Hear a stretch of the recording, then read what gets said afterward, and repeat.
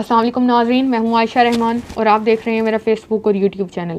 नाज़रीन, लाहौर का इलाका सब्ज़ाज़ार, यहाँ पे कुछ दिन कबल, ये तकरीबन 29 नवंबर का वाक़या, एक महीना कबल, एक 17 साला लड़की जिसका नाम समाविया है, कॉलेज से अचानक गायब हो जाती है। वालिदैन परेशान होते हैं, पुलिस स्टेशन जाके रिपोर्ट दर्ज कराते हैं।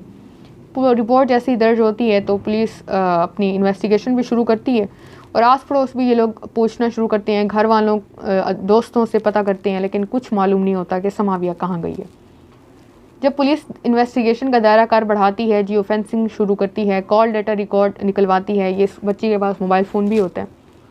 जब ये सारा डाटा निकलवाती है तो पता चलता है कि इस बच्ची की जो लास्ट लोकेशन है के हवाले से मालूम होता है कि ये जहाँ पे रहती है उससे तकरीबन आधा घंटा 1 घंटे के फासले पे इसकी आखिरी लोकेशन मिलती है और मुख्तलिफ CCTV फुटेजेस भी देखी जाती हैं जो ये रूट यूज़ करती होती है घर आने के लिए।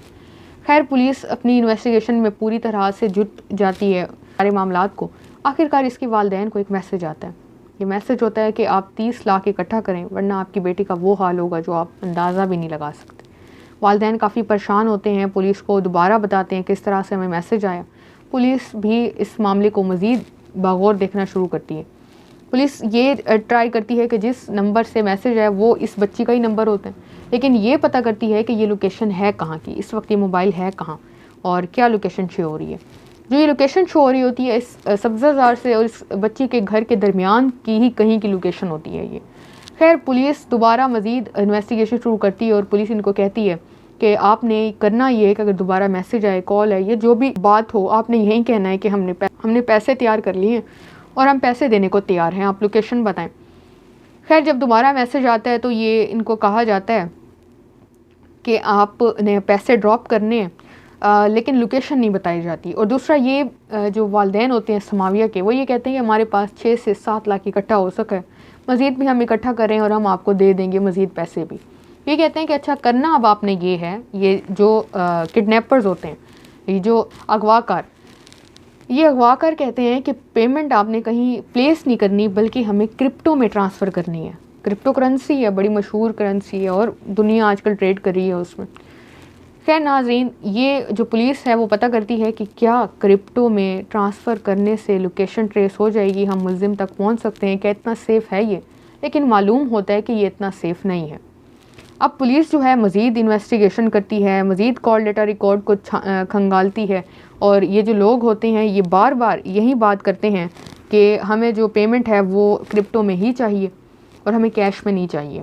अब पुलिस जो है उनके हाथ एक CCTV फुटेज निकलती है जब ये लड़की समाविया कॉलेज के बाहर ठहरी होती है और ये किसी से कॉल पे बात कर रही होती है, उसकी शक्ल से काफ़ी परेशानी नज़र आ रही होती है, पुलिस नोट करती है। अब पुलिस देखती है कि ये रिक्शा लेके एक रेलवे स्टेशन पे पहुंचती है, आसपास कहीं सब्ज़ाज़ार के करीब ही, और वहाँ पे जाके ये गुम्मी हो जाती है, इसका कुछ पता नहीं चलता अब ये कहाँ गई है आगे। खैर नाज़रीन, जो सारे मामलात होते हैं, पुलिस इस हवाले से इसके वालिदैन से मज़ीद भी बात कर रही होती है कि कोई इस तरह का मामला, कोई इस तरह की चीज़ आपको पता हो तो हमें बताएं। आखिरकार होता ये है कि दोस्तों से भी मालूम किया जाता, वाकार होता है ये क्रिप्टो का, तो कहता है कि क्रिप्टो करेंसी मुझे ट्रांसफ़र करना, और ये भी कहता है कि मैं एक एजेंट का नंबर दूंगा, उस एजेंट के पास जाके उसी को आपने ट्रांसफ़र करना और मुझे पैसे। इस सारे मामलात के दौरान ये सारी जो इन्वेस्टिगेशन चल रही होती है, एक जो लोकेशन लास्ट बार बार शो हो रही होती है और वालिदैन को बताया जा रहा होता है, अचानक से इसकी वालदा के दिमाग में एक चीज़ आती है। इसकी वालदा कहती है कि ये लोकेशन तो वो लोकेशन है जिससे मेरी बेटी, एक शख्स है, एक लड़का है हमज़ा, उससे पढ़ने जाया करती थी और हमें ऐसा शक भी हुआ था, गुमान गुजरा था मेरे बच्चों को, भाइयों को और हमें, कि ये जो शख्स है ये शायद मेरी बेटी से इसकी कोई थोड़ी बहुत मामलात हैं, दोस्ती वगैरह। तो वो कहते हैं कि ये इसका जो घर है, यहाँ पे ट्यूशन भी पढ़ने जाती थी, ये वो उसी शख्स का है। अब यहाँ पे ये जो हमज़ा है ये किरदार ऐड होता है और पुलिस उसके घर की सारी ट्रेस करना शुरू करती है, उसकी लोकेशन पे जहाँ पहुँचती है। अब जो रिपोर्ट किया गया वो ये कि कुरियर सबसे पहले भेजा जाता है मालूम करने के लिए कि वाकई ये जो समाविया ये इस टाइम इस घर में मौजूद है। पता ये चलता है कि सूरत हाल को मापने के बाद कि घर में तो बहन भाई भी इसके मौजूद हैं, वालदा भी मौजूद हैं, तो कैसे हो सकता है कि इन्होंने अगवा किया हो। लेकिन पुलिस को शक होता है, वालदा भी बार बार कहती हैं किस तरह का ऐसे मामला था। खैर, पुलिस इनके घर रेड करती है और जाके देखती है तो घर में समाविया नहीं मिलती। लोगों से पूछा जाता है और इसी दौरान ही पुलिस को इस हमज़ा के हाथ में समाविया का मोबाइल भी नज़र आता है। और इसी तरह से ये भी जो कुरियर ड्रॉप करने गया होता है वो देख रहा होता है कि इसकी जो बहन है हमज़ा की, वो कॉल पे होती है। तो वो बार बार कह रही होती है कि पैसों का इंतज़ाम जल्दी हो जाएगा और हम आपको फ़ौरन ही ट्रांसफ़र कर देंगे।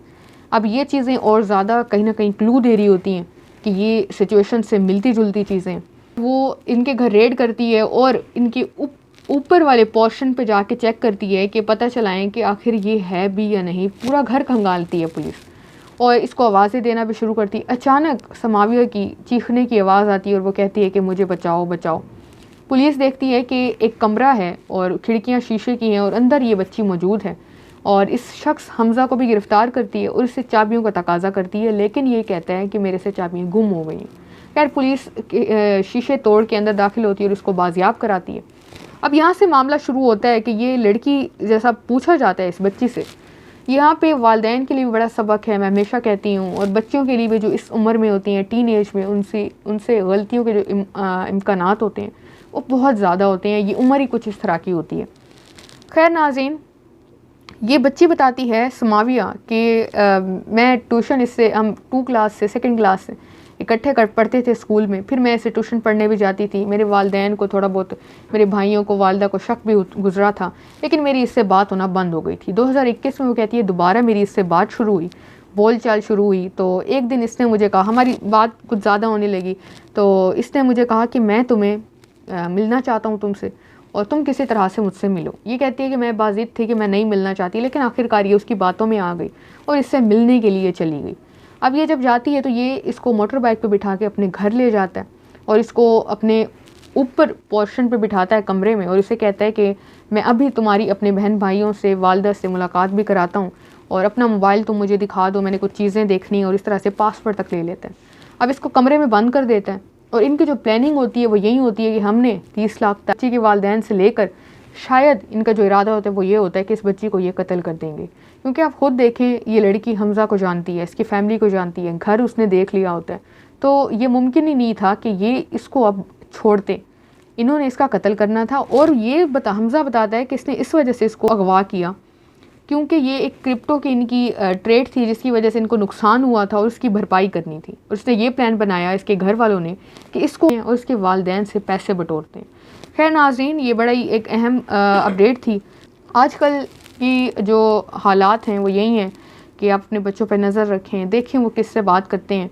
और ये जो 17-18 साल की या 15-16 साल की जो उम्र होती है वो बड़ा ही एक ऐसा समझ लें एक नाजुक पीरियड होता है, बहुत ही ज़्यादा एहतियात बरतनी पड़ती है। खैर अपना फ़ीडबैक लाजमी दिया करें, अपना ख्याल रखें। अल्लाह हाफ़िज़।